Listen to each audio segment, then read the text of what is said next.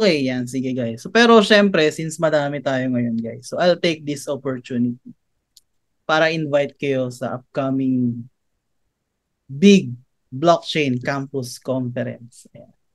So, since medyo malapit-lapit lang kayo dito sa area ng, alam nyo to, Kamanava. Ano ba meaning ng Kamanava? Cavite, ano yung M? Ay, Calabarzon pala, sorry. Calabarzon, yan, bloopers na naman tayo. Calabarzon, guys, yan. So, shoutout sa mga friends natin from Calabarzon. Yan. So, I'm inviting you guys dito sa one of the biggest blockchain conference na libre lang. So, I think most of the participants here are coming from Las Piñas area. So, for sure, medyo mas malapit na to. As compared dun sa last one na ginanap namin sa Davao City. Okay, di ba? Okay, and also I'm also taking this opportunity. Ayan. So there will be a lot of upcoming. Ay, kailan yan? Ayun, sorry, may question pala. Kailan yan? Ang target namin ay August 2025. Okay? August 2025. Yan. Actually, ano na, gumugulong na ang efforts towards organizing one of the biggest blockchain campus conference dito sa Philippines. Okay? So, tatry natin i-level siya dun sa mga events sa global. Okay? And again, so dito sa The Block, guys, I'm also a mentor from The Block. So dito, hindi lang namin kayo tuturuan ng specific blockchain. Okay? So as much as we can, yung alam namin ituro um, from different platforms, from different blockchain protocols. So we're trying to bring those technology para kayo as developers or as blockchain enthusiasts or technology enthusiasts, marami kayong options, di ba? So one of those options and where we're going to have activities with Aptos this year. Ayan. So make sure na naka-follow kayo sa social media namin kasi for the future activities, yan. So diyan namin siya i-ano. So make sure naka-follow kayo. So Hiraya Collective. Siguro in the coming days or weeks yan, explain namin kung bakit kaya siya Hiraya Collective. Ang cute, no? Hiraya. Alright, sige. So VM. Bakit may watermark yung ano ko? But anyway, guys, so siguro konting background lang, especially for devs here. Um, pag nakikipag-interact tayo sa blockchain, we're not actually parang connecting directly to the blockchain. Okay? So, 'di ba? For sure, iba sa inyo probably nakapag-interact na with blockchain applications like play to earn games or mga D-apps. Okay? So, you're not actually or yung program na ginagamit nyo doesn't actually talk directly dun sa blockchain. Okay? So, meron tayong tinatawag na JSON RPC. Okay? So, yung language, so one of the interfaces or probably one of the ways on how to interact with blockchain is via a thing or a URL called JSON RPC. Okay, so diyan tayo nakikipag-usap. So sino sa inyo familiar with the term JSON? Ayan, especially yung mga web devs dyan or may mga web development. Sige nga, type nyo nga sa chat ano yung meaning ng JSON. Meron ba? May makakaalam ba ng JSON? Hindi si JSON ha. Okay, hindi si JSON. JSON lang, JSON. Ano ibig sabihin ng J? Sige nga, papa-giveaway sana ako. Yun. JavaScript Object Notation. Very good. Bilis mag DeepSeek. Joke lang. Okay? So, ibig sabihin nun, kumbaga yung language of interacting from your typical programming language and the blockchain is done via a familiar, di ba? A familiar well, data type or data structure, di ba? Okay? So, ganun yung ginawa nila para at least yung mga existing tools, existing libraries, SDKs, or whatnot, magamit natin, di ba? So, ibig sabihin nun, kunwari gusto natin makuha yung some data from the blockchain. So, ibabato siya sa atin ng JSON RPC. Ang itsura niya ay JSON object. Okay?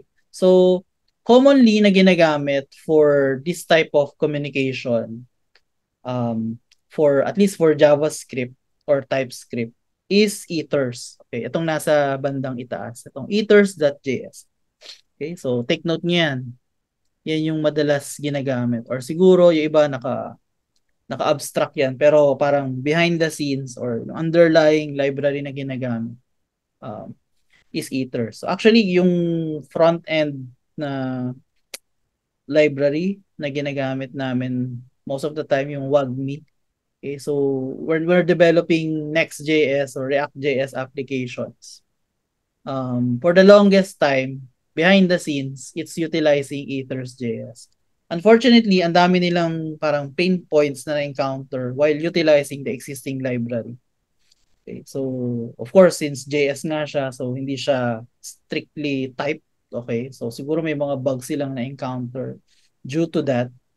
Kaya yung naging outcome nung challenges na yon is they've developed their own parang alternative to Ethers.js. Okay, so VM is actually from the makers of yun, yung WAGMI.js o yung WAGMI.js. Okay? Now si VM naman, 'di ba? Isa sa sinabi ko kanina, 'di ba? Wala siyang si Ethers.js since JavaScript nga siya. Wala siyang type system, 'di ba? So medyo prone sa bug 'yun eh. Sino ba sa inyo marunong mag-TypeScript? So for the web developers here, well, kung plan nyo mag web dev then in the future, most of the projects, at least yung mga talagang pang production and sa corporate, um, most of the time they're opting for TypeScript. Okay? Kaya yan. So may VM tayo. Pero ano ba talaga si VM? Bumabalik. Okay. So si VM basically is an alternative to Ethers. So using VM, kaya mong makipag-usap, okay, quote and quote, makipag-usap kay Ethereum or any EVM compatible blockchains. Okay? Um, Aside from that, so 'di ba, pwede niya i-replace si Ethers. So it is built such that it is modular. Okay? So kumbaga maganda yung kumbaga may mga components siya. So depende sa kung ano lang yung kailangan mo, yun lang gagamitin mo. Okay? Tapos meron dito lightweight, okay? Especially for front end, 'di ba? Ito pa lang si VM since npm package siya or JavaScript library siya basically. Um, ano siya, kumbaga, pwede mo siyang gamitin either sa front end or sa back end. Okay, so sa front end, pwede siyang as a ayan, JavaScript import. So, isa sa pinagmamalaki nila is it's lightweight. Okay, so pag may mga browser applications tayo, di ba? As much as possible, yung nabubuo nating bundles, yung mga ini-imports natin sa front end should be, 'di ba, minimal lang. Kasi syempre, ayaw mo naman forever naglo-load lang yung web app mo, 'di ba? Okay? Tapos it is built to be performant, of course. So siguro medyo maraming pain points si Ethers na so medyo hindi siya naging performant. And also, one of the strongest features siguro is meron siyang type system. Okay, so yung mga potential bugs na introduce dahil sa pagiging, 'di ba, typeless ni JavaScript will be eliminated. Okay? Okay, so again, yun nga yung sinasabi ko na especially if yung project na ginagawa nyo, which I highly recommend. Okay, so of course, pag nagsisimula tayo, especially kung ang familiarity nyo is JavaScript lang, okay naman yun. Okay naman yun na gagamit ka muna ng JavaScript. Pero if you are able or at least to enforce, 'di ba? Para mapilitan kayong mag-aral din ng TypeScript and mas malesen nga yung mga bugs introduced by those kinds of things. I highly suggest na gumamit kayo ng TypeScript and then ang partner nyo doon instead na gagamit kayo ng Ethers would be VM na lang. Okay? Ano ba next dito? Yan. So enough of pep talk. Pep talk. So punta tayo sa coding. Actually medyo straightforward lang din naman tong i-code natin. Okay? So what I have here is some files called account. Oh sorry. Hindi pa pala kita yung screen. Wait lang. Let me reshare. Change tayo ng screen.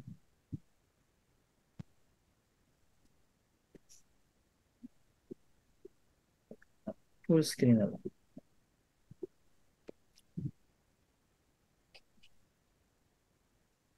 Ayan. So, shoutout sa mga sasama pala ng Core Bootcamp. So, part din to ng ituturo namin doon. Okay, so, of course, kailangan natin i-include yung VM. Okay, so as part of the dependencies. And since I'm utilizing TypeScript, of course, andito yung mga dependencies para magawa ko yun. So, I have TS Node to, actually marami kang options yan, pero I'll be using TS Node and also Types Node. Okay? And then, I'll be importing yung um, private keys and API URL via .env file. So, I'm utilizing .env. Okay, so I'll be walking you through dun sa kung paano natin to gagawin. Okay. So probably kung gumamit na kayo ng Ethers, siguro medyo kakaiba siya or siguro something na hindi familiar. Pero may mga functions siya na probably will be similar, di ba? Like for example, tong get balance. Okay. Okay. So dito sa part na to, lines 1 and 2 is basically just loading the environment variables. So sabi ko nga kanina, 'di ba, yung private key I stored it in a .env file. So you can create a .env file. So hindi ko na mapakita, pero pwede ko siguro ipakita yung sample. Yeah. So similar to this. Okay, so may private key ka tapos yung API URL will be your JSON RPC endpoint. Okay, so in this case we'll be using yung sa core testnet 2. Okay? And then, siguro ang next dito is, so aside from, well, load natin yung private key natin. So, I'll be converting that private key into an account object. So, I think this is one of the first, kumbaga, modules ng uh, VM. Okay? So, try natin i-print to. Ano bang meron sa account?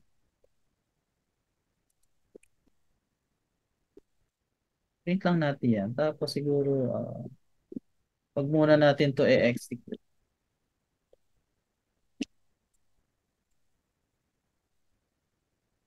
yung pangalan. Yan. So, papansin nyo, ayan. So, kung if you work with parang other Web3 libraries, so almost similar sila sa mga, of course, meron ka dyan. Address mo, ano pa ba? Public key, and tapos meron ditong mga functions na you can use actually to do like signing of message, signing of transactions. Kasi, di ba, when you have an account, di ba, basically you have the key pair, di ba? Meron kang public key and private key. And with the private key, you can do things like, yun nga, pagsasign ng message, sign ng transaction. Okay? So that's the account. Let's remove that. Basically, kung familiar kayo kay Solana, so parang signer siya. Okay? And then we have the client. Okay? So kung familiar kayo sa terminologies, di ba? Client server. So technically, yung parang pinaka-server natin dito is yung RPC URL, di ba? Yung JSON RPC URL, which is defined dun sa API URL. And then yung client, technically, yun yung kakausap, di ba? Para makapag-query against tayo dun sa blockchain. Okay? So of course, gagawa tayo ng client object natin. And then, actually, marami to eh. Alam ko meron pa ibang create, ibang client. Pero in this case, yan. So meron tayong public client, which means yung functionalities na meron dito would be yung mga public functions, like more of reading. Okay? So retrieval lang siya. Okay. Say for example, you want to know yung balance ng isang specific account. Diba? So what you'll get or what you'll have is client.getBalance, tapos you'll be passing on yung address. Okay. So you can replace this with any basta ang kailangan format niya is 0x, di ba? Ganyan yung wallet address sa EVM. So Dito, meron tayong account.address. And then, yan. So, meron din tayong get transaction count. So, for accounts or for wallets na nakapag-transact na before, di ba? So, pwede rin natin siyang, so let's try to run this. So, I think I'm using a wallet na meron ng mga transactions. So, it should give me parang a non-zero nonce.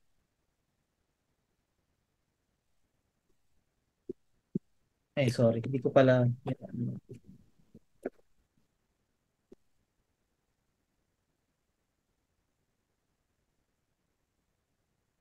Okay. Okay. Sige, i-print natin yung ano, yung anong wallet ba yung para pwede nating i-verify sa Blockchain Explorer. Yan. So I'm using this specific wallet. So sabi dito, when we do get balance, ayan na.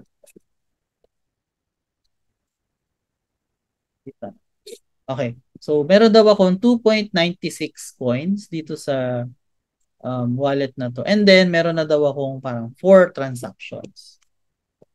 Okay. So let me go to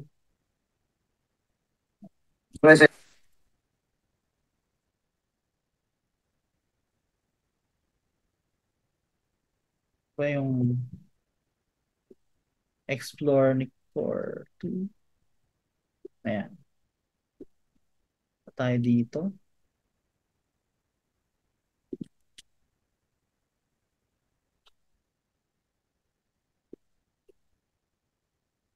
So 2.96 which is equivalent, 'di ba? Equivalent dun sa na-query natin.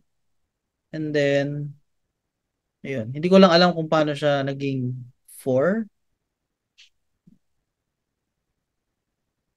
Pero ito 'yun. Sorry. Ito kasi is coming from outside eh. So yung transactions performed by the wallet itself. Ito. So starting from here and then 4 transactions siya. So tama. Okay? So that's basically kumbaga overview nung sa account. Now, let's try interacting with contracts kasi ito yung mostly gagawin nyo sa mga projects nyo, di ba? Aside from, of course, reading data from the blockchain. Okay? So, let's remove this. Again, most of these are imported from VM. And then, siguro, ang isang magandang i-mention dito is when interacting with smart contracts, you need to know its ABI. So sige nga, meron bang nakakaalam ng ibig sabihin ng ABI? Pag sinabing ABI, kasi hindi siya unique sa blockchains eh. Okay. So gamit siya sa general programming. Ano ibig sabihin pag sinabing ABI? Siret na? Okay. So pag sinabing ABI is application binary interface. So when we deploy smart contracts kasi sa blockchain, hindi tayo nagde-deploy ng yung readable code, okay? So when we compile yung Solidity or even Viper, um, it kumbaga nagiging siya bytecode. Okay? And then yun yung nade-deploy sa blockchain.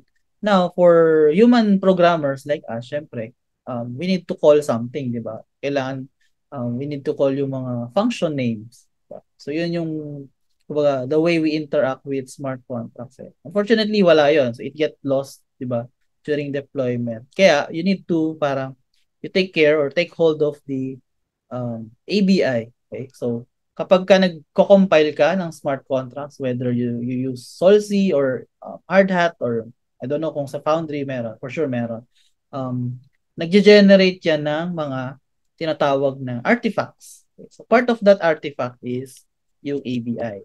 For example, ito, sa line 12, meron ako ditong niloload na ERC20 artifacts kasi yung pinumpile ko na smart contract dito sa example na to is an ERC20 contract.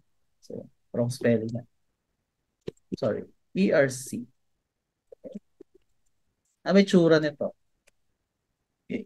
So, meron lang ako ditong contract name, yan, source, and tada, yung ABI niya. Together with yung sinasabi ko kanina, yung actual bytecode. Okay, so na naka-hex form. Okay.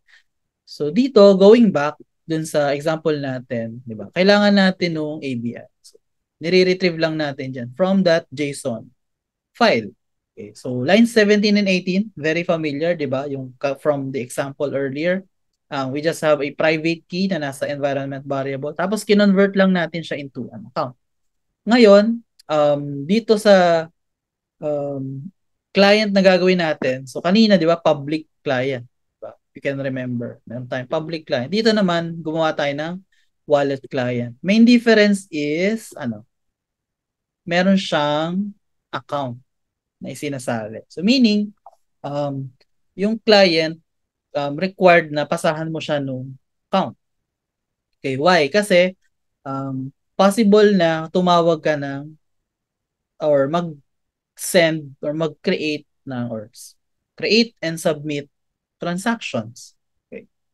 So, yun yung magbabayad nung transaction fee. Kung ano man yung pre-provide mo na account dyan. And then, ayan, of course, kailangan mong i-provide din yung JSON RPC endpoint or URL. Okay, so similar pa rin yan. Tapos dito may makikita ka, may extend. So, ito yung kanina na sinasabing modular siya, di ba? So, si Create Wallet Client, wala kasi siya ng mga public functions. Okay? So, para you can call those functions, di ba, from that public client. So, you can extend yung client na yun. Okay? So, part pa rin yan nung VM. Right? So, dito sa example nila actually, meron lang ditong parang dineploy niya yung contract or itong nakita ko example. Pero we will not be needing this kasi yung contract na we will interact with is already deployed. Pero I'll leave this as an example. If ever you want to use VM to deploy contracts. So possible din. Kasi kay Hardhat ang gamit niya yata as far as I know is Ethers. So almost similar din, di ba? So you need to provide the ABI, tapos you have to provide the bytecode, yung these two are in the artifacts, right? Tapos args, meaning ito yung constructor arguments or parameters if needed dun sa smart contract. Okay. And then meron ka lang dito get transaction receipt. Of course, pag nasubmit yan sa blockchain, you will get the transaction hash or transaction receipt. And then part nun actually is the contract address na you can explore or you can verify sa Blockchain Explorer. Okay. So right now, meron ako dito existing contract to verify na meron nga siyang existing contract na ganyan. We can copy that and check sa Blockchain Explorer. So meron ako ditong contract which is an ERC20. So yung mga fungible tokens. Ayan. So kung sino yung mga nakinig last time sa Blockchain 101, probably you're familiar. So it's very similar kung nakapaglaro na kayo ng Axie sa mga SLP or AXS or even yung mga meme coins, di ba? Na binibili nyo kung meron man. Okay. So we have this existing contract. And then, ayan. So meron si VM na get contract function, which is very similar din actually on how you parang create an instance of the contract kay Ethers. So you need three things. Okay. Of course, kailangan mo ng contract address, okay, which is given by this address, and then you need to provide the ABI, yung application binary interface. So yun yung definition kung anong mga functions yung meron, di ba? Ayan, so ayan, so may mga function names ka dyan, may mga event names ka dyan. And then of course, yung client. Okay, so para kapag ka nag-perform ka ng transactions, yun nga yung magbabayad no transaction fee. If ever naman na kailangan magbayad ng transaction fee. Okay, so dalawa kasi ang pwede mong gawin sa blockchain, di ba? So it's either you read data from the blockchain or you write data. In which case, pag write siya, you need to pay for the transaction fee. Okay. So meron ako dito ng dalawang example. Okay, so we have the read balance of. So sa ERC20, meron niyang function na balance of. Okay. We can verify that by checking yung ABI. So meron ditong balance of, kailangan mo daw i-provide as input yung account. Okay, so type niya is address. Tapos, ibabato niya sa'yo is unsigned int. So, 256 bits na unsigned int, which denotes kung magkano yung balance ng specific wallet. So, in this case, meron lang ako wallet na yung development wallet din na ginamit natin kanina to deploy. Okay, so let me run that before we proceed dun sa uh, yung right naman. Okay? So this one is just getting or querying kung magkano yung balance ng specific wallet. So pansin nyo, di ba? 1, 2, 3, 1 and then ang daming zero. For in most cases, yung mga most common na ERC20 or at least by default, meron kasi siyang 18 decimal place. Okay? So in order for us to parang convert that, so meron tool online na parang it to way. Okay? So ang binibigay kasi sa atin dito is in way. So hindi siya nagko-convert. And naglo-load pa yung JavaScript niya. Pero alam ko, ito yan. 1, 2, 3, 1. So we can verify that actually. Yan, punta tayo dito sa token tracker. So, meron ditong holders eh. So I think ito yon yung first wallet here. Ayan. So meron siyang 1, 2, 3, 1 units nung token eh, which is correct. Okay? Then, ang pwede natin gawin dito is so baba natin siya. Tapos, gawin natin tong transfer. Okay. So, sa transfer, ang ginagawa nito is, well, transferring yung own tokens mo to another wallet or another address. Sabi dito, kailangan ko ng dalawang inputs. So, address na kung saan pupunta, yung ita-transfer ko. And then, how much? Okay, yung amount. So, dito, I'm transferring it to another wallet. Diba? Hindi siya pareho. Tapos, I'm transferring this much. Yeah. One lang. One unit lang nung token na yun. Okay? And then, I'm just printing yung transaction hash. And then, afterwards, check ko ulit yung balance. So, in theory, dapat, di ba, from 1, 2, 3, 1, magiging, ano na siya. Sige, type nyo sa chat. Ilan na lang yung magiging balance ko after performing this transaction. Ano nga natin kung may makakahula.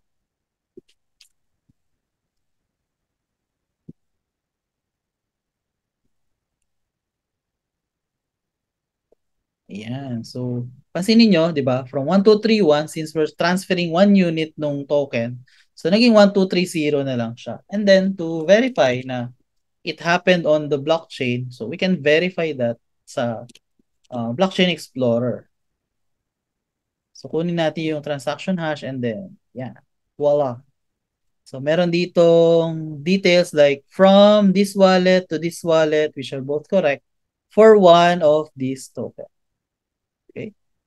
So, that's it. Tapos pala yan. So, gusto ko lang din i-mention.